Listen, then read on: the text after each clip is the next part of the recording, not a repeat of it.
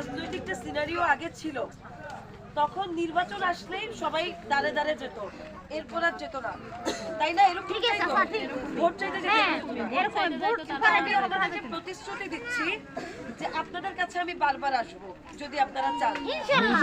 যদি আপনারা চান তাহলে আমি বারবার আসবো। আর আপনারা কখনো এটা ভাববেন না যে আপনাদের সাথে আমার যে সম্পর্ক, আপনাদের সাথে 10 দলীয় জোটের প্রার্থী আব্দুল হান্নান মাসুদের যে সম্পর্ক কিংবা তার পরিবারের যে সম্পর্ক, এটাকে আপনারা কখনো রাজনৈতিক সম্পর্ক ভাববেন না। আলহামদুলিল্লাহ, কখনোই রাজনৈতিক সম্পর্ক ভাবা যাবে না, বরং এটা হচ্ছে আমাদের আত্মীয়তার সম্পর্ক। কারণ আমাদের সংগ্রামটা তো একসাথে করতে হবে, তাই না? সংগ্রামটা একসাথে করতে হবে, লড়াইটা একসাথে করতে হবে। এই নিঝুম দ্বীপে চাইলেই অনেক কিছু করা সম্ভব, সেই লড়াইটা তো আমাদেরকে একসাথে করতে হবে, তাই না?